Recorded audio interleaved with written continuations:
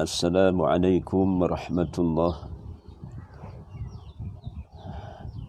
Alhamdulillah. Subhanallah wa bihamdihi adada khalqihi wa ridha nafsihi wa zinata arshihi wa midada kalimatih. Subhanallah wa bihamdihi adada khalqihi wa ridha nafsihi wa zinata arshihi wa midada kalimatih. Subhanallah wa bihamdihi, Maha suci Allah dan segala pujian baginya. Adada khalqihi, sebanyak makhluk yang diciptakannya. Wa ridha nafsihi, sebanyak bilangan ya Allah redha hambanya. Wa zinata arshihi, seberat timbangan arasy. Wa midada kalimati, sebanyak dakwat pena kalam Allah. Ya arhamar rahimin, ya rabbal alamin, la hawla wa la quwata illa billah. Segala pujian bagi Allah yang maha melihat lagi maha mendengar setiap hambanya. Maha suci Allah, subhanallah, yang telah menjadikan kita sebagai insan dan segala kehidupan alam ini, matahari, bulan, bintang yang terang benderang di langit, Dialah yang menjadikan malam dan siang, bumi maupun langit dalam keadaan tersusun rapi. Ya Rab, bagimulah segala pujian dalam segala kebaikan. Tahtamu sangat mulia, namamu yang sangat suci dan agung. La ilaha illallah. Wa sallallahu ala Muhammadin nabiyyu ummi wa ala alihi wa sahbihi wa barak wa sallam. Dan salawat dan salam kepada baginda Nabi Muhammad sallallahu alaihi wasallam yang diutus sebagai pemberi petunjuk, memberikan khabar gembira, memberikan tazkirah, ibrah maupun mauizah, dan merupakan juru dakwah kepada jalan Allah dengan izinnya. Dan dengan limpah rahmat-Mu ya Allah ya Rahman ya Rahim, kami dipertemukan di alam maya ini. Mudah-mudahan Allahumma inna nas'aluka ilman nafi'a wa rizqan thayyiba wa amalan mutaqabbala. Wahai Allah, anugerahkan kami ilmu yang bermanfaat, rezeki yang baik, dan amalan yang diterima. Wa sallallahu ala Muhammadin wa ala alihi wa sahbihi wa barak wa sallam, alhamdulillah. Amin ya rabbal alamin. Sekalian para penuntut ilmu Allah, para muallim, muallimah, ahli keluarga, sahabat-sahabat kenalan yang dekat maupun yang jauh yang menyaksikan pertemuan pada pagi ini. Alhamdulillah, kita di suatu hari, pada hari Sabtu yang Allah lah menjadi saksi utama, para malaikat mencatat amalan kita semua. Dan insya-Allah pada pagi ini sukacita saya membentangkan suatu bab yang menyatakan bagaimana kisah benar orang-orang yang bertakwa di sisi Allah Subhanahu wa taala. Secara ilmunya, pertama untuk kita memperolehi manfaat ilmu apabila kita membaca Al-Quran dan mentadabbur ayat-ayat Allah Subhanahu wa taala. Kedua, cabang untuk mendapat ilmu apabila kita membaca ataupun mendengar hadis-hadis Nabi sallallahu alaihi wasallam mengisyaratkan dari segi iman, ilmu dan amal berdasarkan apa yang telah disampaikan oleh baginda Nabi sallallahu alaihi wasallam. Itu cabang untuk memperoleh ilmu. Yang ketiga, untuk kita mengambil manfaat ilmu, iaitu kita mendengar kisah orang-orang yang bertakwa di sisi, kisah orang-orang soleh. Termasuk orang-orang soleh ini juga termasuk juga orang-orang yang bertakwa di sisi Allah Subhanahu Wa Taala. InsyaAllah pagi ini secara santailah, saya tidak berhajat untuk membentangkan suatu tajuk yang berat, namun sebagai satu pengkesahan pada pagi ini, mudah-mudahan sambil kita minum pagi maupun kita rehat seketika di waktu duha ini, sudah tentulah sedikit sebanyak manfaat kita bersama ini termaktub dalam kitab amalan masing-masing sebagai amal yang soleh. Kiraman katibin ya'lamuna ma taf'alun. Dua malaikat yang mencatat, yang mulia di sisi Allah Subhanahu Wa Taala mencatat. Raqibun atid, mencatat amalan masing-masing, dan saya mewakili yang ada ini untuk sama-sama memimpin sedikit bicara ilmu pada pagi yang damai ini. Para ulama telah bersepakat bahawasanya darjat yang paling utama adalah darjat takut kepada Allah Subhanahu Wa Taala berserta ikhlas.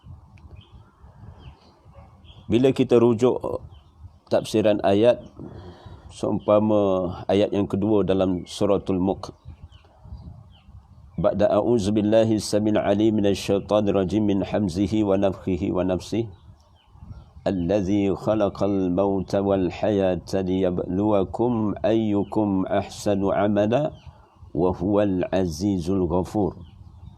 Yang menciptakan kematian dan kehidupan agar menguji sekalian kamu siapakah yang lebih baik amalnya. Dialah yang maha perkasa lagi maha pengampun. Maka ada beberapa syarah para alim ulama menyatakan bagaimana Sufyan al-Thawri rahimahullah menyatakan, iaitu amalan ahsanu amalai adalah tingkatan maqam orang yang bertakwa di sisi Allah bersama dengan ikhlas. Berkaitan dengan ahsanu amala itu, berdasarkan salah satu syarah ulama, iaitu tingkatan satu amal yang mencapai tahap maqam takwa di sisi Allah Subhanahu Wa Taala dan berserta ikhlas kepada Allah. Ini tingkatan yang paling tinggi, Takwa tidak ada siapa yang tahu melainkan at-taqwa hahuna. Takwa ini Rasulullah sallallahu alaihi wasallam isyaratkan di dada kita, dalam kalbu kita, dalam kalbi kita ini. Allah saja yang tahu. Namun demikian, satu homework, stay at home, satu kerja yang boleh kita usaha lakukan, sama ada di mana saja kita pergi, pastikan insya-Allah mudah-mudahan Allah Subhanahu Wa Taala memberi ilham, memberi taufik dan hidayah, memberi kekuatan pada hati sekalian kita untuk benar-benar bertakwa di sisi Allah Subhanahu Wa Taala. Takwa ini tidak di sisi makhluk maupun tidak di sisi manusia. Takwa yang sebenar adalah di sisi Allah Subhanahu Wa Taala. Maka dinyatakan para ulama garis pandu kepada kita secara ilmu, tingkatan darjat kepada Allah, takut kepada Allah berserta ikhlas, itu adalah darjat yang paling utama, paling afdal. Siapa yang takut, dia akan menghidupkan malamnya, yakni qiyamul lail. Dan siapa yang menghidupkan malam, dia akan sampai ke dalam yakni suatu lokaliti, satu tempat, yakni syurga Allah Subhanahu wa taala. Orang yang takut kepada Allah akan menyibukkan dirinya dengan beramal. Kerana orang yang beriman sentiasa beramal, memperbaiki amalnya dan takut kepada Allah. Sedangkan orang munafik, amalan perbuatannya tidak ada tetapi juga dalam keadaan dia mengharap. Inna lillahi wa inna ilaihi raji'un. Astaghfirullah, innallah kana tawwaba. Sejauh mana saya sendiri dan kita semua mengisafi diri, selama ini bagi muslimin telah mendengar para khatib menyampaikan khutbah pada yaumul Jumaah, ittaqullah, bertakwa kepada Allah Subhanahu wa taala. Bertakwalah kamu kepada Allah Subhanahu wa taala. Dan elok juga pengertian takwa ini kita hadam sebelum kita benar-benar Allah sampaikan usia kita, umur kita dengan rezeki yang Allah telah qadarkan untuk mendatangi suatu bulan yang penuh barakah. Objektif dalam Ramadan Al-Mubarak iaitu mencapai tahap golongan orang-orang yang muttaqin, orang-orang yang bertakwa di sisi Allah Subhanahu wa taala. Maka telah disyarahkan oleh beberapa alim ulama bagaimana adanya tanda-tanda takwa ini.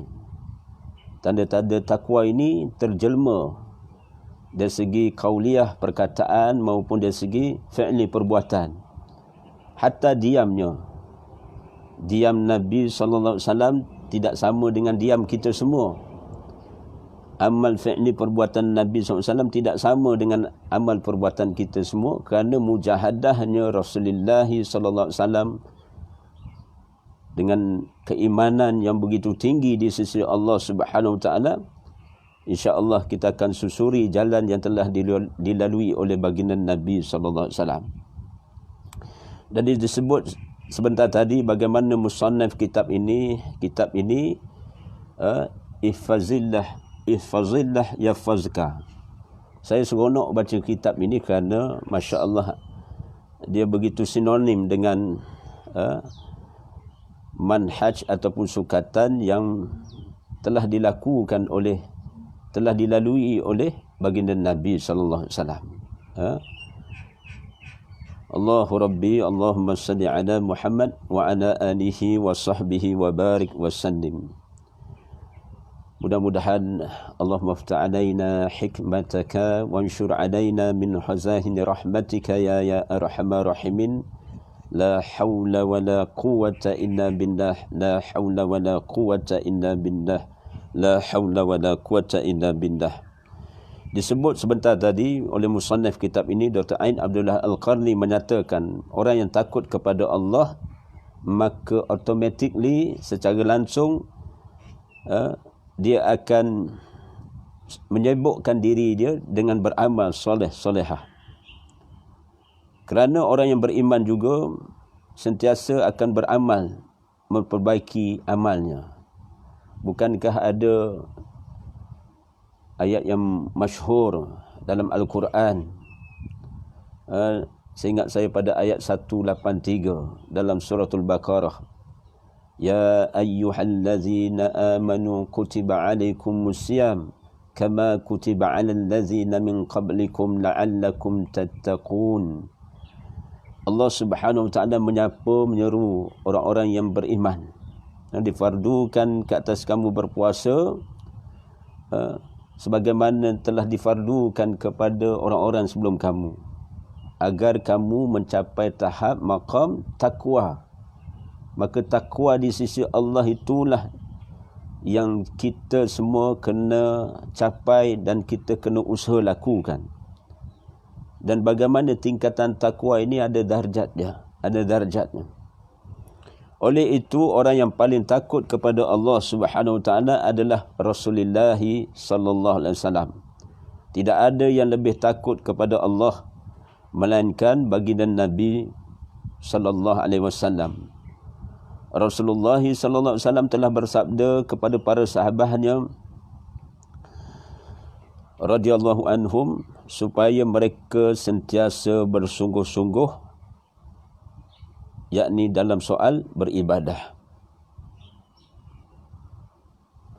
Bagaimana diambil suatu kisah daripada Ibnu Mardawih radhiyallahu anhu menyatakan daripada Rasulullah sallallahu alaihi wasallam, iaitu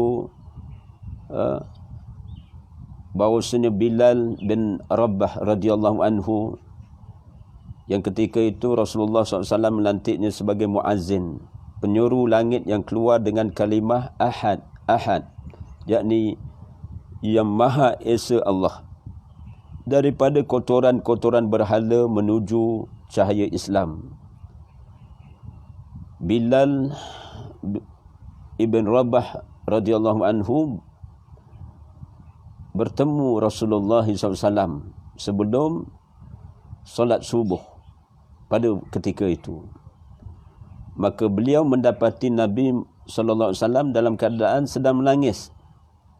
Lalu Bilal bertanya kepada Rasulullah, "Ya Rasulullah, bapa dan ibuku menjadi tebusanmu, maka apa sebab yang membuatkan engkau menangis?" Maka Rasulullah SAW menyatakan, ada beberapa ayat yang telah diturunkan kepadaku. Celakalah orang yang membacanya tetapi tidak merenungkannya. Ada beberapa ayat yang telah diturunkan kepadaku. Celakalah orang yang membacanya tetapi tidak merenungkannya. Maknanya apa? Rasulullah SAW mengungkapkan ungkapan ini sebanyak 2 ataupun 3 kali apabila ditanya kepada baginda Nabi SAW oleh Bilal ibn Rabah. Maka Rasulullah SAW yang menyebabkan Rasulullah menangis apabila turunnya ayat-ayat Allah dalam surah Ali Imran, seperti mana yang telah saya syarahkan sebelum ini. Ba'da a'udzu billahi as-sami'il 'alim minasyaitonir rajim. Bismillahirrahmanirrahim. Inna fi khalqis samawati wal ard wa ikhtilafil laili wan nahar li ayati li ulil albab allazi yazkuruna Allaha qiyaman wa qu'udan wa 'ala junubihim wa yattafakkaruna fi khalqis samawati wal ard rabbana ma khalaqta hadza batila subhanaka faqina azaban nar. Sesungguhnya dalam penciptaan langit dan bumi dan pertukaran malam dan siang terdapat tanda-tanda bagi orang-orang yang berakal, iaitu orang-orang yang mengingati Allah sambil berdiri, ataupun duduk, ataupun dalam keadaan berbaring, dan mereka memikirkan tentang penciptaan langit dan bumi, dan mereka berdoa, "Ya Rabb kami, tidaklah engkau jadikan perkara ini, hal-hal ini sia-sia, maha suci dikau, jauhkanlah kami daripada azab api neraka, peliharalah kami daripada azab api neraka, amin ya rabbal alamin." Maka kita mengingati tazkirah Rasulullah pada awal ucapan baginda tadi. Sebelum Rasulullah membaca ayat ini, Rasulullah ingatkan, iaitu apa? Celakalah orang yang membaca ayat ini tetapi tidak merenungkannya. Apabila kita membaca ayat-ayat Allah, satu tanggungjawab saya dan kita semua, iaitu kita mentadabbur, merenung ayat-ayat Allah Subhanahu Wa Taala, memperhatikan apa sebenarnya yang tersurat, apa sebenarnya yang tersirat daripada yang tersurat. Subhanallah, alhamdulillah, saya sangka baik sesama kita apabila kita ada guru pembimbing, kita ada guru yang alimah bagi muslimah, masya-Allah. Insya-Allah para guru kita, para ulama akan membimbing, mentarbiah kita dengan garis pandu, insya-Allah, yang mengikut sunnah Rasulullah sallallahu alaihi wasallam.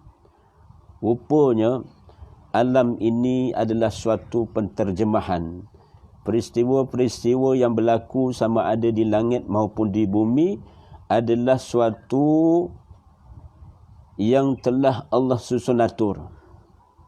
Kita kena terima hakikat sesuatu yang menimpa, sesuatu yang berlaku, apabila dia sedang berlaku, apabila dia telah berlaku, apatah lagi apabila dia akan berlaku, semuanya telah termaktub di Lauh Mahfuz sana.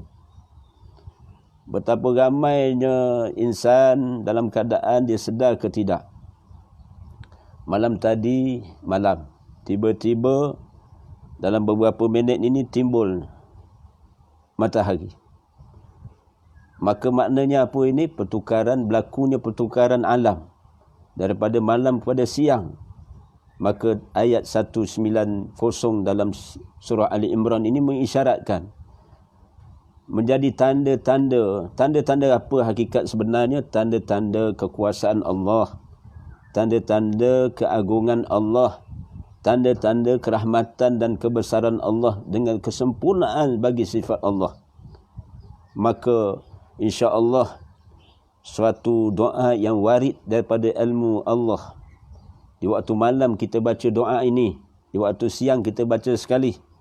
Saya bagi satu homework, satu kerja rumah bagi muslimin ataupun muslimat, ataupun tak kira siapa orang yang telah alim ataupun yang sederhana alim ataupun orang yang dalam kategori menuntut ilmu seumpama macam saya ni, maka elok sangat pada waktu malam kita sebut doa ini. Ya Rabb kami, Rabbana ma khalaqta hadza batila subhanaka faqina azaban nar. Ini satu doa yang jelas, dalam surah Ali Imran ayat 91. Bacalah sekali. Allah Rabbi, kalau nampaklah waktu kita mengungkapkan itu, kita hadirkan hati, kemudian kita tawajuh kepada Allah. Kita ucap tu, kita tahu apa yang kita ucap. Itu kelebihan orang berilmu, orang yang Masya Allah diberi ilmu Allah, kemudian dia menterjemahkan. Dia bukan sekadar menterjemahkan, dia mempraktikkan apa yang Allah kendaki dia untuk beramal dengan iman, dengan ilmu. Maka Masya Allah, tingkatan amal seumpama itu adalah maqam, tingkatan sifat-sifat orang yang bertakwa kepada Allah. Waktu siang ni tukar. Malam menjadi siang, siang menjadi malam. Dan termasuklah juga apa-apa yang berlaku dalam kehidupan dunia yang sementara ini. Termasuk alam. Selama ni kita dongak ke langit. Kita nampak apa? Kita nampak langit lah. Kita nampak langit, matahari. Pada malam ni kita nampak bintang. Kita nampak angkasa raya, cakrawala dan sebagainya. Subhanallah. Orang yang membaca ayat-ayat ini tetapi tidak merenungkannya dan tidak juga memikirkannya, maka hatinya benar-benar telah terkunci, melainkan apa yang telah dikehendaki Allah. Hati yang telah terkunci itu akan menimpa hati seseorang kerana kelalaiannya dan kemaksiatannya. Allahu Rabbi wal-i'azubillah. Semalam saya bicara tentang bagaimana hati ni dia ada pintu. Ini bahasa dari segi batin. Hati ni ada pintu. Ilmu ni salah satu tempat dia boleh bersarang dalam hati lah, dalam hati. Selain dia terpancar pada otak fikiran yang disebut akal fikiran, tapi ilmu ni dia boleh masuk ke dalam hati. Bila masuk ke dalam hati, itulah sebenarnya dia akan seumpama kita nak makan buah-buahan ataupun kita menikmati sayur-sayuran yang segar, ataupun kita nak melihat, kita minat kepada bunga ataupun tanaman dan sebagainya, tentu kita kena pilih benih yang berkualiti, yang segar, yang subur. Maka benih keimanan inilah yang kita kena masuk dalam hati ni. Ayat ini berkaitan dengan juga tentang tauhid kepada Allah, keimanan kita kepada Allah yang menciptakan alam ni. Al-Khaliq, pencipta dia, pencipta kita semua. Maka hakikat inilah kita kena sedar. Jadi saya ulang sebut, Bagaimana Rasulullah mengisyaratkan celakalah bagi orang yang membacanya tetapi tidak merenungkannya. Baiklah, katalah setengah di antara kita jarang maknanya ataupun kita merangkak-rangkak membaca Al-Quran. Tapi bila kita telah mendengar ayat ini, maka tanggungjawab kita merenung setelah disyarahkan oleh para ilmuwan. Bagaimana adanya bagaimana sifat Allah, af'al Allah ini menjadikan alam ini, bukan sekadar menjadi alam ini, Allah susun atur alam ini. Bertukarnya malam kepada siang, siang kepada malam sebenarnya tanda-tanda kekuasaan Allah. Begitu juga kewujudan coronavirus ini. Kita boleh mentakzimkan Allah. Saya dapati dalam YouTube, subhanallah, di tanah Arab sana, di beberapa wilayah, di beberapa tempat di Arab sana, ramai yang bertakbir. Allahu Akbar, Allahu Akbar, Allahu Akbar. Kemudian mereka mengulangi kalimah La ilaha illallah, La ilaha illallah. Saya bersangka baik, kita bawa bertenang, sebenarnya memang pun kita wajib berhati-hati dengan penyakit ini, wabak coronavirus, umpama coronavirus ni. Tapi dalam masa yang sama, akidah kita meyakini Allah mentadbir alam ini. Allah ni dia maha berkuasa, wa huwa ala kulli syai'in qadir. Alla ya'lamu man khalaqa wa huwa al-latiful khabir. Dalam suratul Mulk. Dinyatakan, tidakkah Allah ini maha mengetahui apa yang diciptakannya? Maka Allah lah sandaran kita. Allahus Samad, Allah tempat tumpuan sekalian makhluk. Maka bolehlah kita ucapkan, ada beberapa syur daripada para alim ulama, kita membaca doa-doa tertentu dan surah-surah tertentu, wasilah dengan surah tertentu ataupun bacaan ayat-ayat Allah itu sebenarnya tauhid kepada Allah itulah menjadi matlamat kita. Keimanan kita yang benar di sisi Allah, kerana apa? Yang memberi manfaat, yang memberi mudarat ini hanya sahaja Allah Subhanahu Wa Taala. Namun Allah uji. Allah yang sama tu menguji. Perkara yang berlaku ni ada kalanya Allah sendiri datangkan. Allah sendiri campakkan. Allah sendiri sengaja datangkan fitnah itu. Ada satu perkara lagi, fitnah ataupun ujian dugaan itu ataupun bala dan sebagainya, Allah izinkan berlaku. Izinkan berlaku. Allah tidak menghendaki, maksud saya, pada asal jalan ceritanya Allah sifatnya fleksibel. Dia boleh memberi, dia boleh menahan. Dia boleh menyekat dan dia boleh seumpama dalam ayat Allah yang biasa saya sebut sebelum ini, dalam surah Al-Hadid, ya'lamu ma yaliju fil ardi wa ma yakhruju minha wa ma yanzilu minas samai wa ma ya'ruju fiha. Dialah yang memasukkan, yang mengeluarkan, yang menurunkan, yang menaikkan. Itu dia. Dia tu siapa? Sifat bagi Allah, iaitu Allah. Kesempurnaan bagi sifat Allah, dia maha berkuasa dengan af'al dia, Masya Allah. Jadi kita meyakini seumpama makhluk ciptaan Allah ini, dan kita wasilah dengan beberapa ayat-ayat Allah, insya-Allah, dengan kalimah-kalimah tertentu, kita jadikan sandaran yang baik soal keimanan kita, tauhid kita.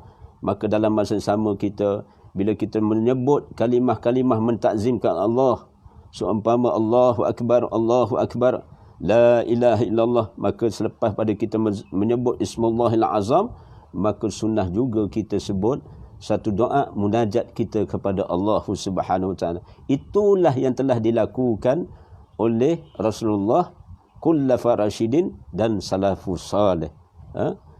Namun demikian tidak menafikan ikhtiar. Termasuk ikhtiar, termasuk takdir, iaitu kita mengekang pergerakan ini. Kita menghadkan maknanya perhubungan kebimbangan kita kepada masalah mungkin berlaku merebaknya virus ini. Maka semua itu adalah usaha ikhtiar yang menepati takdir. Termasuk juga bagi orang yang dah ada sakit ataupun simptom sakit, termasuklah coronavirus ini, maka dia kena berusaha. Salah satu usaha dia membaca ayat-ayat Allah. Wa nunazzilu minal Qur'ani ma huwa shifaa'un wa rahmatun lil mu'minin. Bagaimana Al-Quran ini syifa' rahmah bagi orang yang beriman kepada Allah Subhanahu wa taala. Subhanallah. Maka pada pagi ini, seperti mana yang saya telah sebut, saya bentangkan kisah bagaimana orang yang bertakwa ini. Abu Zar radhiyallahu anhu menyatakan, pada satu malam saya bermalam di rumah Rasulullah sallallahu alaihi wasallam. Ketika itu baginda mendirikan qiyam, iaitu dengan maksud menghidupkan malam. Qiyam mulai berdiri pada waktu malam, yakni mendirikan solat sunnah. Ketika itu Abu Zar melihat perbuatan Nabi dalam keadaan qiyam. Maka Abu Zar mendengar baginda Nabi SAW membaca, iaitu membaca pada awal surah, iaitu membaca kalimah basmalah. Rasulullah baca Bismillahirrahmanirrahim. Maka Rasulullah SAW bila membaca kali pertama kalimah basmalah itu, lalu baginda terus menangis dan terus menitiskan air mata. Dengan maksud apa? Dengan menyebut nama-Mu ya Allah yang Maha Pemurah lagi Maha Pengasihani. Lalu baginda Nabi SAW menangis. Dan sekali lagi Rasulullah mengulangi kalimah basmalah ini, Bismillahirrahmanirrahim. Maka lagi menyebabkan tangisan Rasulullah makin jelas. Dan dalam riwayah kisah ini, bagaimana Rasulullah membaca bilangannya sehingga 3 kali, maka baginda Rasulullah membaca dalam keadaan menangis lagi, dan sehinggalah tangisan itu semakin jelas. Maka ibrah yang kita boleh ambil dalam kisah ini, disunnahkan juga kita membaca pada ayat-ayat tertentu dengan bilangannya 3 kali. 3 kali. Kerana apa hikmahnya? Hikmahnya kerana apabila kita ada connection, hubungan kita dengan Allah, kita rasa Allah ni begitu dekat dengan kita. Apatah lagi Rasulullah, orang yang arifin billah, orang yang paling takwa di sisi Allah, mengenali Allah, kerana Allah menjelaskan sifat, nama, sifat dan af'alnya, wasidah dengan ilmu Qur'ani, Masya Allah. Tentulah Rasulullah baca itu dalam keadaan tawajuh kepada Allah. Maka kita boleh ambil ibrah. Boleh pada ayat-ayat tertentu kita ulangi baca 3 kali. Walaupun surah itu berada dalam surah yang pendek. Contoh surah yang pendek ni, Allahus Samad, surah Al-Ikhlas. Ramai juga di kalangan kita tidak mampu membaca, menghafaz ayat-ayat surah-surah yang panjang. Maka kebiasaannya dalam rakaat solat sunnah, maka dibacanya surah Al-Ikhlas. Maka pada malam hari ketika kita membaca surah Al-Ikhlas itu, katalah ketika di solat witir.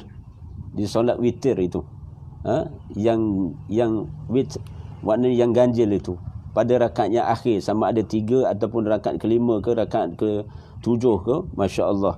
Ketika kita berhenti pada waqaf, Allahus Samad, maka sunnah bagi hamba kepada Allah, dia dalam keadaan dia sedar apa yang dia ucapkan, Allah, Engkaulah tempat tumpuan sekalian makhluk, tempat munajat, tempat meminta, tempat bergantung harap, Allahus Samad. Maka diulang 3 kali. Ini sure daripada saya. Maknanya bila kita ulang sebut begitu, ya Allah Rabbi, Allah yang saja yang mengetahui bagaimana kita merendahkan diri, hati kita dalam keadaan tunduk dan merendahkan diri kepada Allah. Waktu itulah Allah akan memerhatikan Bukan sekadar memperhatikan tubuh badan kita yang berdiri, qiyam dan sebagainya itu, maka Allah memandang pada hati-hati. Bukankah semalam telah disyarahkan bagaimana hal yang boleh mendatangkan rasa takut kepada Allah. Salah satunya iaitu apa? Kita kena berhati-hati dengan sudut pandangan Allah. Kita kena berhati-hati dengan cara Allah pandang kita ni. Allah ni sifatnya Al-Basir, Maha melihat. Dan bukan sekadar Al-Basir, Allah ni Maha mengetahui. Maha mengetahui, Al-Alim, Maha mengetahui. Bila Al-Basir, Al-Alim ada pada sifat keagungan Allah Subhanahu Wa Taala, maka kita semua dalam keadaan yang begitu terhad ini, Masya Allah, macam mana pun kita kedudukan mana pun level kita dah dapatilah pengiktibaran ataupun ibrah ataupun pengajaran mauizah yang boleh kita ambil dalam memahami isu coronavirus ni. Coronavirus ni, virus ni dia tidak mengenal pangkat, tidak mengenal siapa pun seseorang itu. Sama ada dia kelompok yang seumpama orang awam, orang yang kampung, orang taman, orang bandar, ataupun orang disebut sebagai golongan elit. Termasuk sampai coronavirus ni dia meresap masuk dalam istana. Terbukti sampai ke istana negara pun telah dijangkiti maknanya petugas-petugas yang maknanya menjadi petugas kepada permaisuri dan yang di Pertuan Agong. Mereka tu sebenarnya pun tak mahu wabak tu. Tak mahu wabak tu, mereka pun tidak sangka diri mereka telah dijangkiti. Tapi itulah, bila telah berlaku, saya ulang sebut sesuatu yang berlaku itu, kalimah istirja' lah yang paling aulawiyat kita sebut. Inna lillahi wa inna ilaihi raji'un. Subhanallah. Maka kita tamamkan bagaimana sempurnakan kisah Rasulullah ini, iaitu ketika baginda Nabi SAW membaca kalimah basmalah dengan bilangan 3 kali. Sementara pada waktu itu Rasulullah dalam kedudukan masih solat, maka dalam pada yang sama Rasulullah menyatakan, celakalah orang yang tidak mendapat rahmat Allah. Dengan maksud apa ini? Demi Allah, celakalah orang yang tidak mendapat rahmat Allah Subhanahu Wa Taala. Allahu Rabbi. Inilah saya bila baca kisah seumpama ini, bila dibimbing oleh musannaf kitab ini, Masya Allah, betapa Rasulullah sendiri mengungkapkan, celakalah bagi orang yang tidak memperolehi rahmat Allah. Maknanya rahmat Allah ini suatu keperluan yang semua orang memerlukan. Semua orang memerlukan rahmat Allah. Dan saya membuat satu khulasah pada bicara ini. Semua urusan sebenarnya dia akan lebih tenang, lebih damai, lebih selamat, lebih bahagia, lebih nikmat apabila rahmat Allah. Dengan rahmat Allah. Kita lihat dalil untuk menjadi ahli syurga Allah, untuk melayakkan kita masuk syurga Allah. Nak masuk syurga tu pun dengan rahmat Allah. Walaupun ada di sana wasilah dengan amalan-amalan tertentu, insya-Allah dengan sudut pandang rahmat Allah, maka layaklah dimasukkan ke dalam syurga Allah. Tapi dengan rahmat Allah Subhanahu Wa Taala. Allah memandang dengan pandang rahmatnya. Jadi baik juga kita sebut doa-doa yang seumpama ya hayyu ya qayyum bi rahmatika astaghis. Ya hayyu ya qayyum bi rahmatika astaghis. Yang sentiasa hidup, al-qayyum, berdiri dengan sendiri. Aku memohon pertolongan dengan rahmahmu. Aslih li sya'ni kullahu wa la takilni ila nafsi tarafat ain. Janganlah engkau menyerah nasibku pada diriku sendiri walaupun sekelip mata. Walaupun sekelip mata. Allahu Rabbi. Ini kauliah akan Nabi SAW. Rasul jadikan wirid. Zikir ini dijadikan wirid. Saya ulang sebut, mungkin ramai yang belum hafal ini, cuba baca ramai-ramai ini, cuba hafal. Ya Hayyu, Ya Qayyum, birahmatika astaghis aslih li sya'ni kullahu wa la takilni illa nafsi tarafata ain. Ya Hayyu Ya Qayyum, yang sentiasa hidup, yang berdiri dengan sendiri, terus menerus menguruskan makhluk. Birahmatika astaghis, kami daku memohon pertolongan dengan rahmahmu. Aslih li sya'ni kullahu wa la takilni ila nafsi tarafata ain. Janganlah engkau menyerahkan nasib daku, nasib kami, boleh kita guna kalimah walaupun janganlah engkau menyerahkan nasibku pada diriku sendiri, pada diri kami sendiri, walaupun sekelip mata. Allahu Rabbi, nak menyatakan tauhid kita kepada Allah, pergantungan harap kita kepada Allah begitu tinggi, begitu tinggi, apatah lagi Rasulullah sallallahu alaihi wasallam. Dan kisah yang kedua dinyatakan oleh musannaf kitab ini, iaitu bagaimana dinyatakan oleh Imam Ahmad bin Hanbal dalam kitab Zuhud dengan sanad jayyid, yakni dengan maksud baik, mengatakan bahawasanya Abu Bakar As-Siddiq radhiyallahu anhu, semoga Allah merahmatinya, rahimahullah radhiyallahu anhu, dengan rahmat yang luas bersama beberapa orang sahabat, nak kisahkan begini. Imam Ahmad bin Hanbal, salah seorang imam yang masyhur, yang ternama, anak didik Imam Asy-Syafi'i. Kita kena terima hakikat secara ilmu, Imam Ahmad bin Hanbal ini adalah salah seorang di antara anak didik Imam Asy-Syafi'i. Imam Syafi'i pula berguru dengan Imam Malik rahimahullah. Imam yang sebelum lahir Imamnya Malik rahimahullah, iaitu Imam Abu Hanifah, Masya Allah. Jadi yang masyhur empat imam ni sebenarnya kita lah penuntut ilmu kena lapang dada lah. Kita kena lapang dada, kita kena menghormati para imam fiqh mazhab ini, kerana mereka alim dan mereka Masya Allah, Allah berikan masing-masing ada kelebihan, tapi dalam masa yang sama masing-masing juga tidak maksum.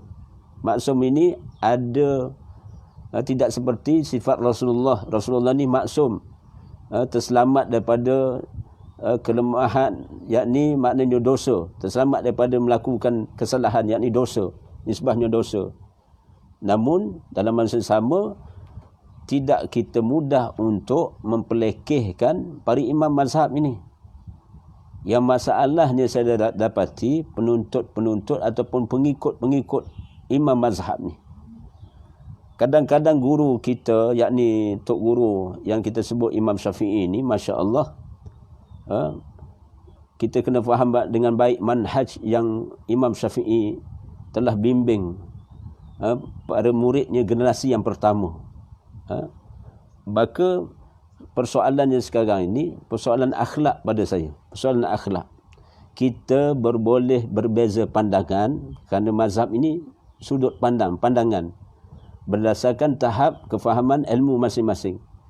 Namun kita dapati betapa akhlak Imam Ahmad yang disebut Imam Mazhab Hanbali, Imam Ahmad bin Hanbal ini, maknanya ramai penuntut ilmunya, ramai juga pengikutnya, sampailah mutakhirin ini ada sebahagiannya di tanah Arab, termasuk juga di sebahagian di beberapa wilayah di benua India maupun di Pakistan dan sebagainya.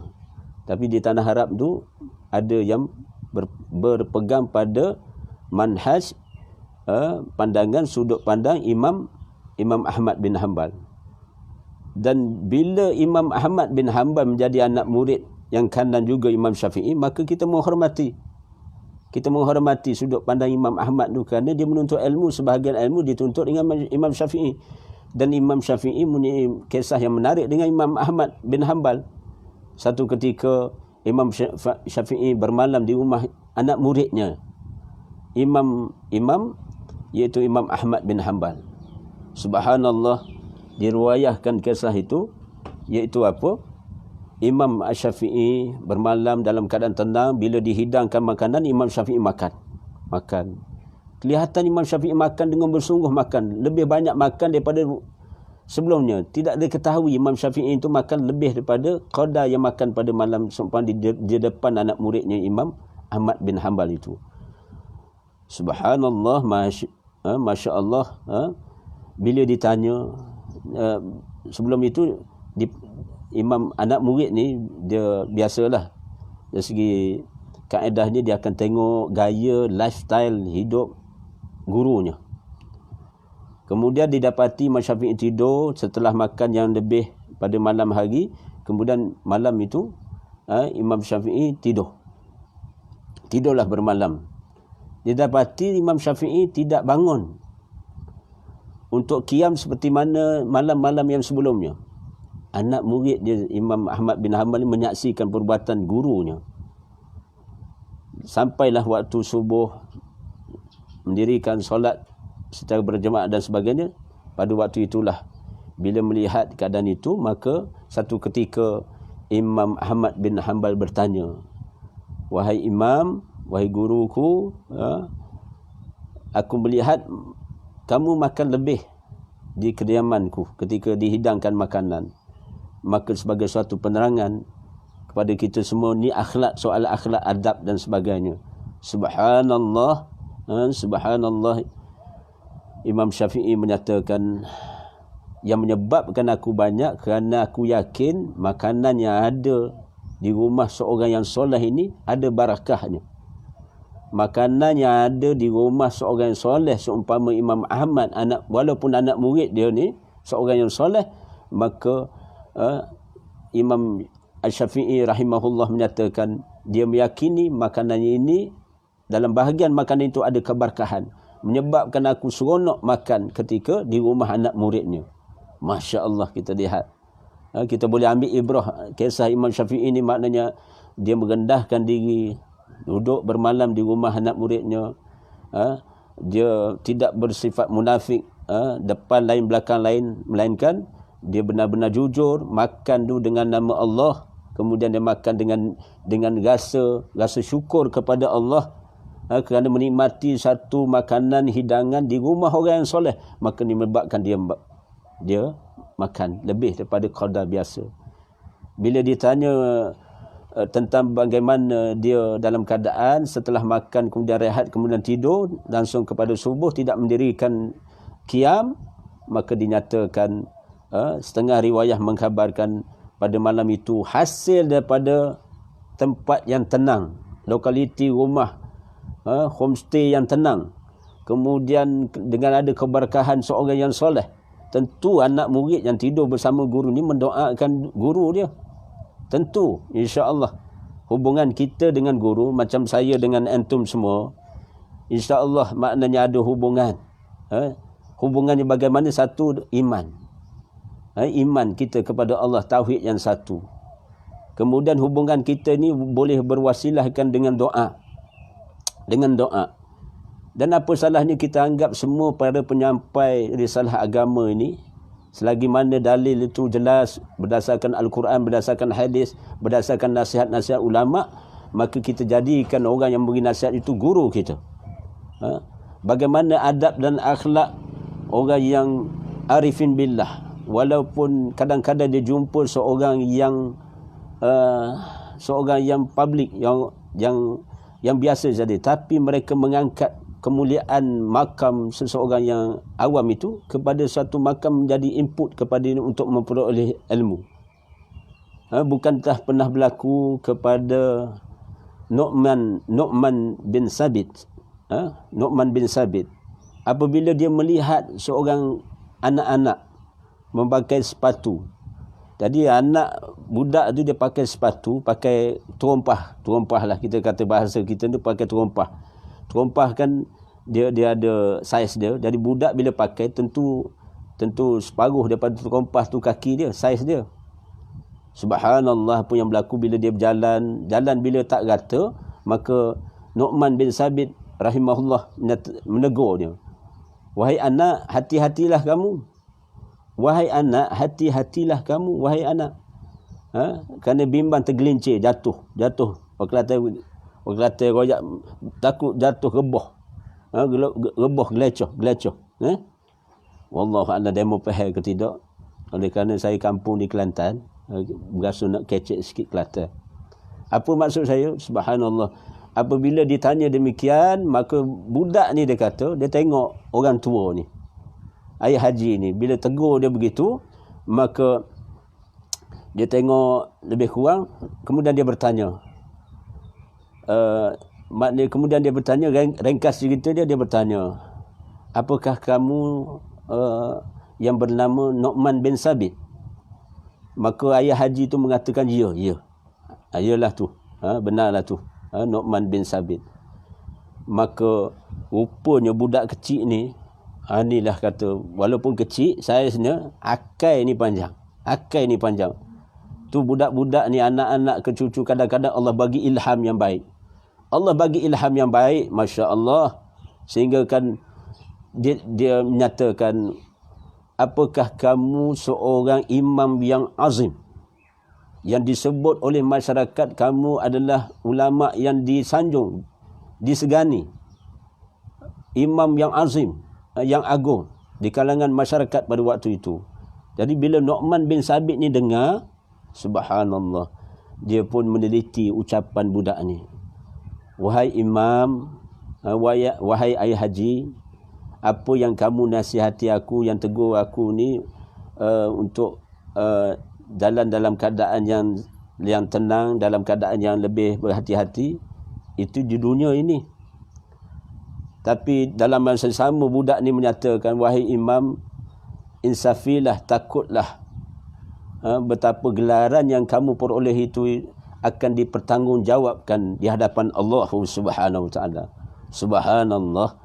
Kisah ini salah satu kisah yang boleh kita ambil ibrah. Bagaimana seorang budak kecil menegur, memberi satu sapaan yang menyebabkan bila Imam Abu Hanifah, nama sebenar Imam Abu Hanifah ni Nu'man bin Sabit rahimahullah, apabila ditegur oleh seorang budak kanak-kanak, bagaimana gelaran kamu itu, maknanya darjah kamu itu, maknanya suatu pengiktirafan masyarakat kamu itu akan ditanya di hadapan mahkamah Allah Subhanahu wa taala. Allahu Rabbi. Itulah boleh kita ambil ibrah. Kadang-kadang anak cucu ni, kadang-kadang ada cara, anak-anak ni kadang-kadang Allah Subhanahu wa taala ilhamkan spontan, maka kita boleh ambil ibrah seumpama kisah itu. Taib. Nak sebut apa tadi? Bagaimana adab dan akhlak Imam Ahmad bin Hanbal, Masya Allah, hubungan mereka, hubungan yang baik, akrab. Jadi kita yang kita pengikut bermazhabkan Imam Syafi'i, begitu juga mereka yang bermazhabkan Imam Ahmad bin Hanbal, begitu juga mereka yang bermanhajkan pandangan Imam, termasuk Imam Malik rahimahullah, termasuk juga Imam Abu Hanifah. Semuanya sebenarnya kena ada jaga adab dan akhlak itu. Mereka mewah, mereka tinggi akhlak mereka, mencontohi akhlak Rasulullah. Tidak berjidal dalam keadaan yang menurut hawa nafsu amarah. Pasal kerana berdebat ni, dia bukan kata tak boleh, ada ketikanya, berhujah dan sebagainya. Tapi hasil daripada bagaimana kita nak mencapai suatu keadaan yang utamanya, iaitu sampai mesej. Pada saya sampai mesej. Dalam masa sama, masing-masing kena merasai apa yang kita tahu, belum tentu orang lain tahu. Apa yang orang lain tahu, belum tentu kita tahu. Jadi kita ambil kaedah yang wasatiyah, yang selamat, yang hati-hati. Maknanya first step di antara yang menenangkan jiwa ni, kita sangka baik. Tapi apabila telah jelas maknanya sesuatu itu mungkar, maksiat dan sebagainya, itu tak apa. Ada satu keadaan juzuknya kita boleh menegur. Bagi orang-orang berilmu ni, muzakarah ilmu ni, Masya Allah, itu bidang mereka. Kita yang awam ni macam saya ni, saya masih mendengar bicara para muallim, hak ni kata begini, hak ni kata begini, hak ni kata begini. Namun penuntut ilmu kita dibolehkan mendengar dan mendengar dan mendengar. Kemudian kita sukat kira. Kita sukat kira kita sendiri, bagaimana kecenderungan kita. Yang penting maknanya yang bercakap ini, yang berhujah ni ada dalilnya. Jadi kita bertenang, jangan sampai mengkafirkan. Kadang-kadang mudah isu mengkafir ni kan mudah bagi setengah para penuntut ilmu, para pengikut. Kadang-kadang tak guru taklah sampai tahap tu, tapi anak murid ni subhanallah. Ada satu tempat tu yang saya pun kena berhati-hati sebagai penyampai asatizah ni. Bila buka kitab, baru sesi yang pertama tak sampai setengah jam terus mengkafirkan seumpama Imam Ibn Qayyim, Imam Ibn Taymiyah. Sedangkan Imam Ibn Taymiyah, Imam Ibn Qayyim rahimahullah, bagaimana pengiktirafan oleh Syekh Yusuf Al-Qardawi ataupun Syekh Almarhum Syekh Ramadan Al-Buti ataupun Syekh Ali Sabuni, mereka yang ketiga itu Masya Allah masih mengiktiraf pandangan, sudut pandang, iaitu pandangan yang diberikan oleh mereka yang disebut sebagai kadang-kadang orang menuduh tokoh seumpama Ibn Qayyim, Imam Ibn Taymiyah tu kafir. Waliyazubillah. Jadi kita penuntut ilmu ni kena hati-hati. Walaupun nak taklid, kena taklid yang benar. Kena taklid yang benar. Jangan mudah untuk sampai menuduh sesat, lagi menyesatkan dan sebagainya. Wallahu alam. Yang selebihnya, namun saya nak mengkhatamkan, maknanya mentamamkan kisah bagaimana berlaku kepada Abu Bakar As-Siddiq radhiyallahu anhu, bagaimana ketika dia bersama beberapa orang sahabat memasuki ladang seorang lelaki daripada kaum Ansar di Madinah. Bagaimana keadaan kebunnya dalam keadaan banyak dengan pohon kurma yang sedang berbuah. Ranting-rantingnya penuh dengan buah-buahan. Sementara burung-burung bergayutan di sana sini. Maka para sahabat melihat keadaan itu bersama Abu Bakar sangat gembira. Happy go lucky. Sedangkan di waktu yang sama Abu Bakar As-Siddiq di waktu itu duduk dalam satu keadaan, kemudian dia jadi sebab dan dia menitiskan air mata. Ini yang berlaku kepada Abu Bakar radhiyallahu anhu. Maka sahabat-sahabat bertanya, pasal yang lain happy, masuk kebun ladang dalam keadaan kita katalah masuk dalam musim durian ataupun rambutan dan sebagainya, masuk dalam satu kebun, diberi ke pelepasan, diberi keizinan, ambillah, nak makan banyak mana ambillah. Begitulah yang berlaku kepada para sahabat bersama Abu Bakar As-Siddiq ini. Namun apa yang berlaku kepada Abu Bakar, bila melihat Abu Bakar dalam keadaan duduk termenung, kemudian menitiskan air mata dan menangis, maka sahabat bertanya, "Ya Amirul Mukminin, wahai Khalifah Rasulullah, apa gerangan yang terjadi pada diri kamu? Apa hal kamu ni ya Abu Bakar?" Maka Abu Bakar menyatakan, iaitu saya katanya, ana ni melihat burung. Burung ni betapa bagaimana beruntungnya burung. Dia tengok burung ni terbang sana kemari bergayut di pohon kurma. Kemudian dia burung-burung ini berterbangan mendatangi pohon dan memakan buahnya. Kemudian setelah makan buahnya, maknanya burung-burung yang berterbangan ini turun ke landing di tanah, kemudian meminum air. Maka hasil daripada penglihatan Abu Bakar As-Siddiq ni, subhanallah, bagaimana ungkapan yang keluar, kita mendengar bagaimana ucapan yang keluar daripada Abu Bakar As-Siddiq ni bila melihat burung makan kemudian minum air di kebun ini. Maka dia menyatakan persoalannya, nasib burung ni. Abu Bakar ni memikirkan nasib burung ni, dia akan mati, burung ni akan mati, namun burung ni tidak dihisap dan diazab Allah. Burung ini tidak dihisap dan diazab oleh Allah. Dan bila dia berfikiran begitu, alangkah baiknya kalau seumpama dia jadi seekor burung seumpama ini, tidak diazab dan diseksa oleh Allah Subhanahu Wa Taala. maka mendengar itu sedarlah para sahabat pada waktu itu menyedari bagaimana inilah tawajuhnya seorang Amirul Mukminin yang takut kepada Allah, bagaimana mulianya Abu Bakar As-Siddiq punya iman yang begitu, mendapat didikan tarbiyah Rasulullah SAW. Maknanya walaupun suasana itu menggembirakan sahabat, namun di hati, dalam kotak fikiran, akal fikiran maupun hati sanubari, hati nurani Abu Bakar As-Siddiq, dia mengingati tentang akhirat. Dia melihat suasana ini sehingga suasana itu tidak menghijab dia mengingati betapa berlakunya suatu hari Yaumul Ghasyiyah, seumpama berlakunya hari pembalasan. Kerana setiap apa yang kita lakukan sebenarnya semuanya akan dipertanggungjawabkan di mahkamah Allah Subhanahu Wa Taala. Bukankah kita semua membaca Maliki Yaumiddin? Salah seorang di antara guru yang mulia almarhum, saya terkenal jugalah bila sebut-sebut tu kerana saya sering membaca kitabnya, almarhum Tuan Guru ni Abdul Aziz ni, Allahumma ghfir lahu warhamhu wa afihi wa'fu anhu.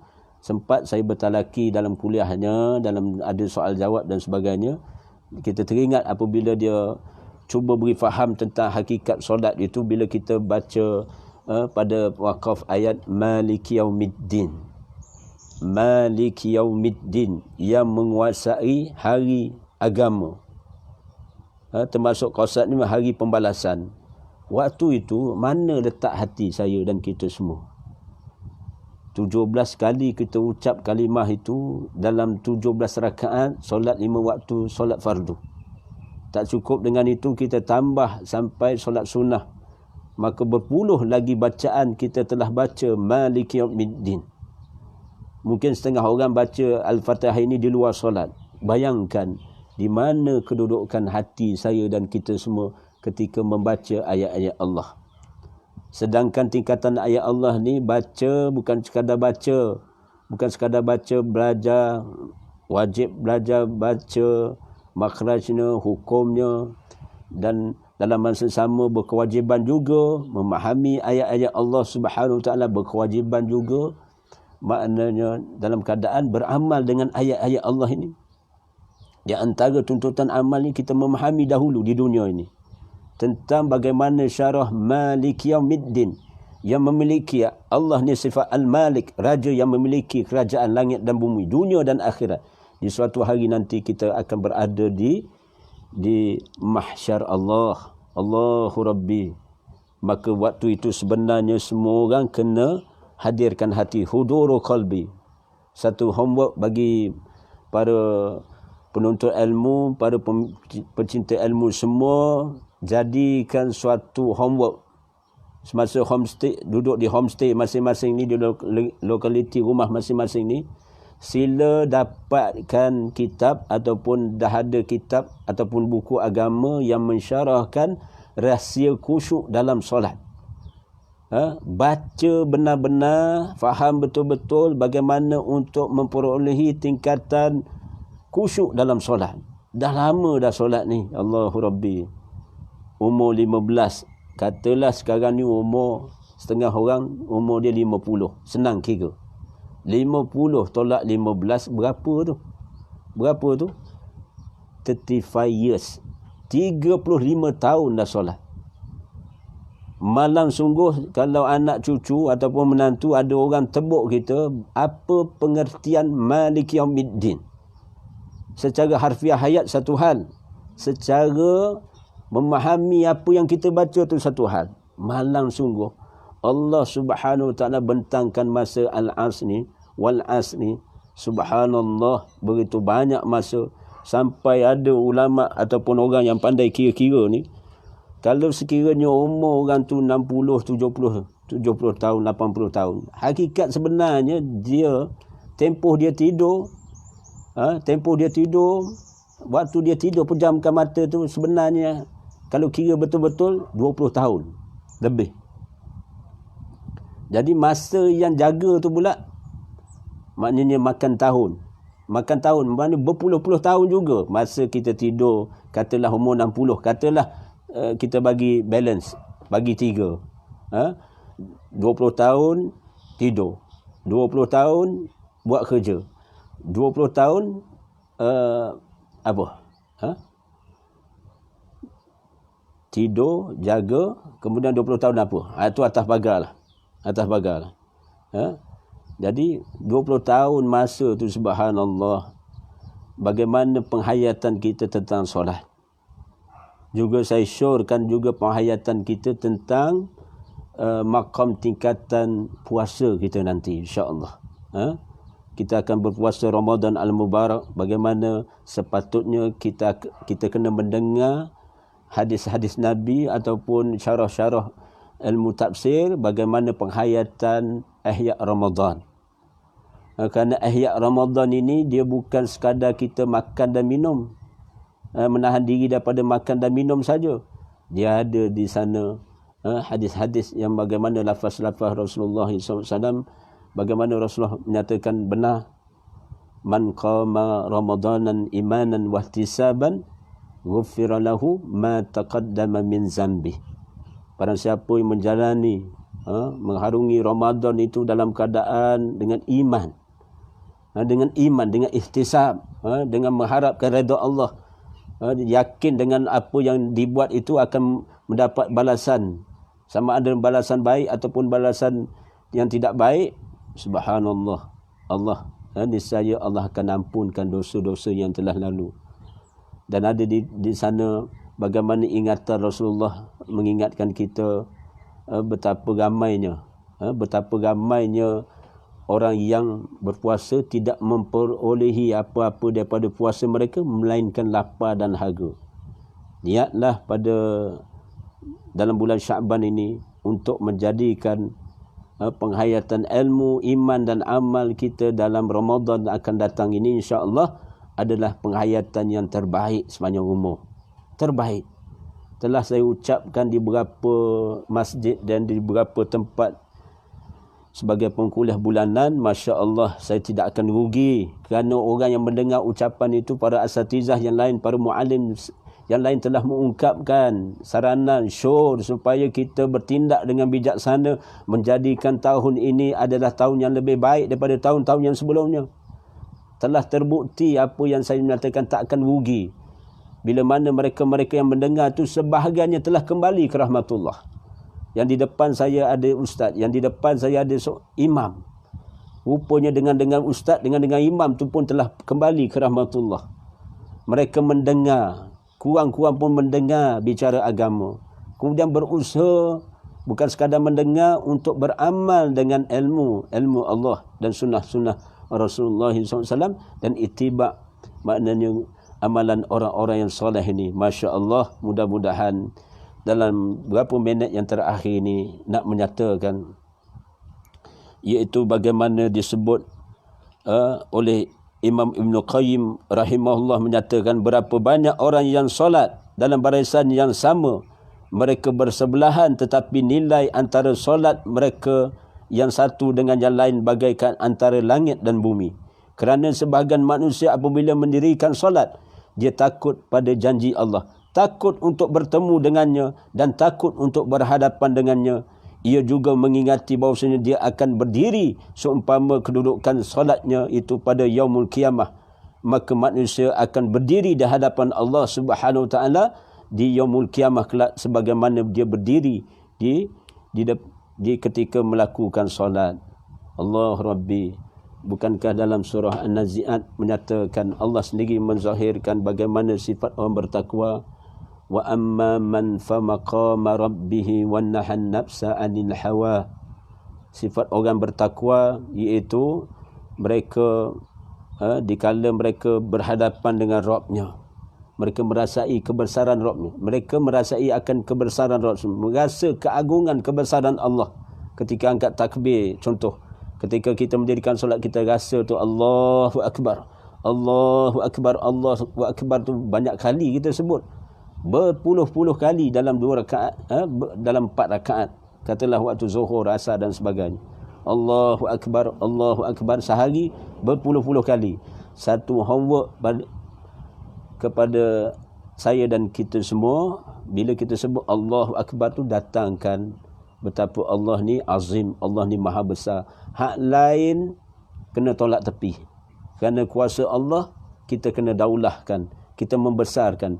Bukan membesarkan wal-iyazubillah nafsu syahwah. Walaupun yang bercakap ni pun kadang-kadang tenggelam timbul, wallahu alam, Allah yang mengetahuinya. Tapi nak sebutnya, kita kena usaha mencapai satu penambah baikkan nilai iman kita, nilai takwa kita ini, supaya benar-benar kita puas hatilah. InsyaAllah sampai satu tahap nanti, bila mana Allah datangkan anugerahnya kepada orang-orang tertentu dengan usaha yang mujahadah, walaupun sebahagian besar kita ni orang awam, tapi Allah memandang niat kita, memandang usaha kita, sejauh mana kita berusaha. Sejauh mana kita berusaha tu satu sudut pandang Allah. Allah memerhatikan niatnya.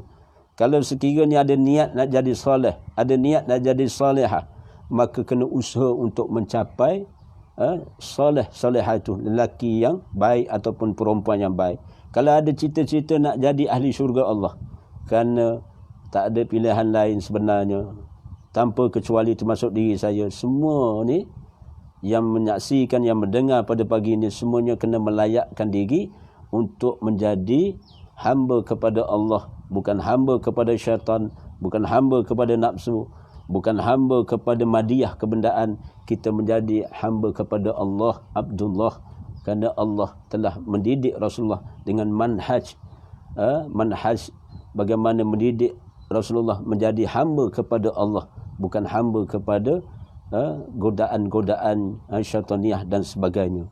Dan yang terakhir pada pagi ini dinyatakan oleh Imam Ibn Zawji, menyatakan, semoga Allah merahmatinya, rahimahullah, Imam Ibn Zawji menyatakan seorang mukmin sentiasa mengingati segala sesuatu yang dia lihat tentang apa yang bakal terjadi pada dirinya di hari kiamah, yakni di hari akhirat kelak. Apabila dia sedang tidur dan berselimut, dia akan mengingati kubur. Apabila dia melihat sayur-sayuran, buah-buahan, pelbagai kenikmatan dan penghijauan, dia akan mengingati syurga. Apabila dia melihat api, orang yang diseksa dan dipenjara di dunia, dia mengingati siksaan api neraka dan adanya siksaan Allah, azab Allah dalam neraka Jahannam. Maka kita semua berlindung kepada Allah daripada siksaan api neraka ini, wali'iyadzubillah. Begitulah seterusnya, bermula daripada suatu perenungan kepada suatu perenungan yang lain. Ini bab tafakur. Ya Allah Rabbi, cantik. Imam Ibn Zawji rahimahullah membimbing saya dan kita semua. Kita ni jangan terpana dengan dunia, sekadar dunia kita nampak sejauh mana kita pandang ini. Tapi kita kena buka satu pandangan yang jauh, iaitu bagaimana nasib kita di akhirat nanti. Bila kita melihat sesuatu yang merupakan nikmat, ada nikmat lagi yang menanti kita semua, kerana kenikmatan dalam syurga ini tertahan di syurga Allah 99%. 99%. Maknanya 99% tertahan dalam syurga Allah. Satu saja, 1% yang kita nikmati ni, kita dah rasa seronok. Macam minum ni lah. Macam minum air ni. Macam minum air ni. Jadi itibak sunnah, bismillah. Bismillah. Sambil minum air. Rehat seketika, 5 minit yang terakhir ni untuk bismillah.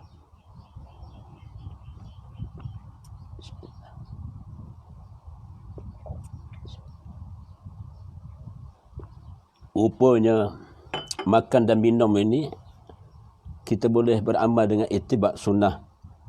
Bila mana Allah nyatakan, afara'aitumul ma'a allazi tashrabun a antum anzaltumuhu minal muzni am nahnul munzilun law nasha'u laja'alnahu ujajan falawla tashkurun. Tidakkah kamu perhatikan air yang kamu minum? Kamukah, kata Allah, kamukah yang menurunkan daripada langit? Ataupun kamikah, kata Allah, ataupun kamikah? dan sekiranya kami kendaki, kata Allah, air ini boleh bersifat asin. Air itu bersifat asin, boleh bersifat pada qadar yang Allah tentukan. Namun Allah jadikan kita boleh minum air mutlak, air hujan, air alur sungai dan sebagainya, air mata air kita boleh minum, air sehingga air perut bumi pun kita boleh minum. Ini maknanya apa? Kita nak menyatakan Allah supaya kita kenang nikmat Allah. Allah beri kita nikmat air, di antara nikmat yang Allah akan tanya. Bagi orang yang sekarang ni ada setengah tempat, seumpama berapa tempat suatu ketika nanti mungkin, ataupun di beberapa tempat kekurangan air, maka terasa nikmatnya air. Di waktu berlebihan air seumpama ini, kita boleh buka, pilih dan sebagainya, maka sebenarnya tuntutan sunnahnya berjimat cermat. Walaupun air itu kita boleh buka, kita lihat bagaimana hikmah fi'li perbuatan Rasulullah ketika mengambil air wuduk. Cukup dengan qadar tertentu, tidak sampai maknanya membazir pada penggunaan air ini. Jadi para penuntut ilmu kena beramal dengan ilmu. Dah ada ilmu, kena beramal dengan ilmu, kerana kesan daripada amal dengan ilmu itu, dia akan berupa satu wajah amalan itu, iaitu dengan maksud mencapai tahap amalan yang soleh, amalan yang baik. Kesan daripada kita menuntut ilmu yang baik-baik, kita mendengar, maka kita beramal yang baik, insya-Allah. Dan akhir nak menyatakan tadi, rupanya segala benda yang kita lihat, katalah kita pergi ke pasar raya, sekarang ni had kuarantin ini, kita had limited, kita mampu pergi ke dibenarkan ke pasar raya ataupun mini pasar raya. Macam-macam ada, bukan? Macam-macam ada di pasar raya. Ada yang basah, ada yang kering, ada buah-buahan, ada sayuran, termasuk juga ada orang tino. Amba sebut ada orang tino. Promotor, bukan lelaki saja, perempuan. Yang lelaki ni, pembeli lelaki diujinya promotor perempuan. Pembeli perempuan nisa diuji dengan promotor lelaki. Kerana yang lelaki pun handsome, yang perempuan pun cantik. Jadi walaupun kita tengok kecantikan pada suatu keadaan rupa pada orang, tapi sebenarnya hakikatnya bila kita membaca ayat-ayat Allah, bagaimana Allah Subhanahu Wa Taala membentangkan, bagaimana dengan iman kita beramal dengan beramal dengan ilmu kita beramal, subhanallah, rupanya kita boleh tapis dengan apa adanya ayat-ayat Allah memberi suatu peringatan betapa kenikmatan syurga, seumpama dibentangkan dalam surah Al-Waqi'ah. Al-Waqi'ah bukan dinyatakan wa hurun ain ka'amsalil lu'lu'il maknun. Bagaimana bidadari syurga Allah, matanya jelita. Orang Kelantan panggil mata pesir. Mata luas sikit, dia jelengan dia tu manja. Jelengan manja. Subhanallah. Jadi kan sekarang ramai di antara wanita ni, dia nak cantikkan mata, dia pakai contact lens. Rupa kanta mata tu pun, contact lens tu pun macam-macam color. Kita orang jantan ni tengok orang Cina hot comel ni, kita kena tahan. Jangan faham, kena tahan. Kena kekang sedikit. Bagi orang yang berilmu, apatah lagi, oleh kerana dia ada ilmu, maka jelmakan balik ayat-ayat Allah ni. Bagaimana bidadari syurga Allah, mana yang matanya dalam keadaan jelita, bermata dalam keadaan jelengan mata yang maknanya menarik lah, menarik. Ka'amsalil lu'lu'il maknun, diibaratkan laksana mutiara yang tersimpan baik, tidak pernah disentuh oleh manusia dan jin. Subhanallah.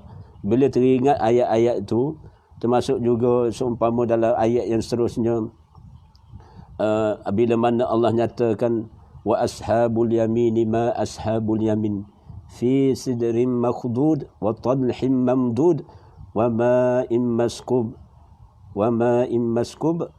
wa kat.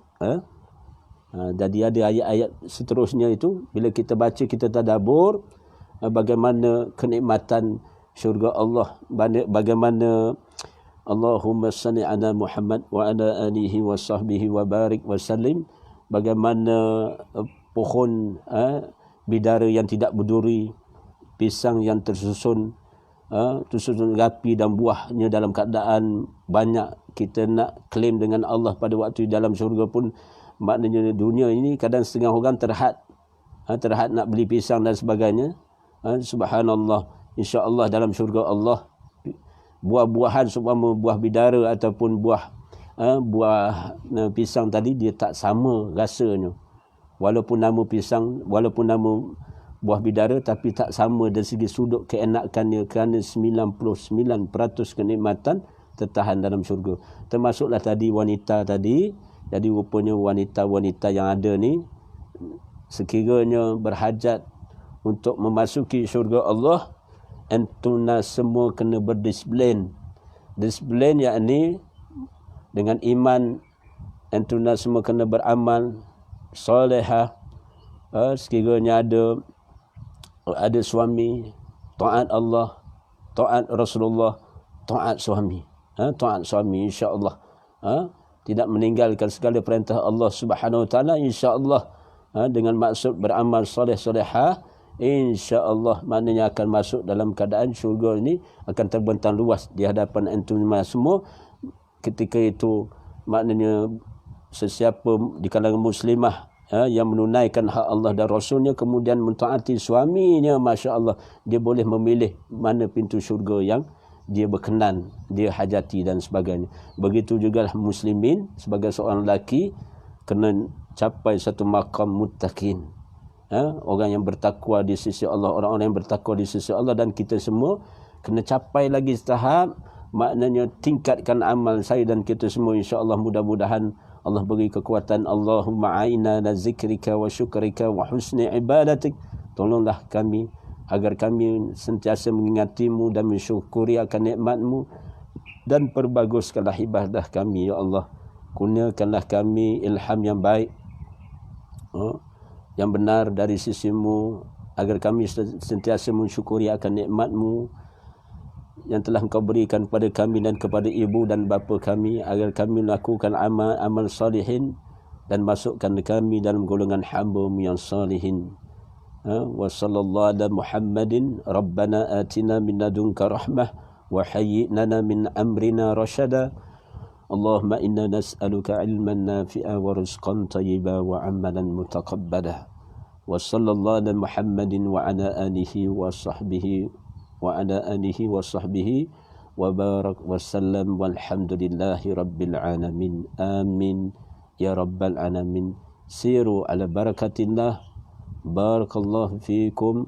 Mudah-mudahan kita semua dalam kerahmatan Allah. Dan saya tutup dengan satu zikir yang warid daripada kauliah Nabi SAW, bahawa amal saya ulang sebut pada kali ini pun, walaupun diulang kali, insya-Allah ada manfaat akhirat, iaitu bacalah subhanallah, alhamdulillah, wa la ilaha illallah, wallahu akbar, wa la hawla wa la quwwata illa billah. Tidak ada daya upaya melainkan kekuasaan Allah.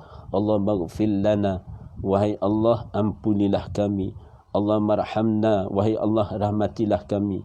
Allah marzuqna, wahai Allah rezekikan kami. Wa sallallahu ala Muhammadin wa ala alihi wa sahbihi wa barak wa sallam walhamdulillah.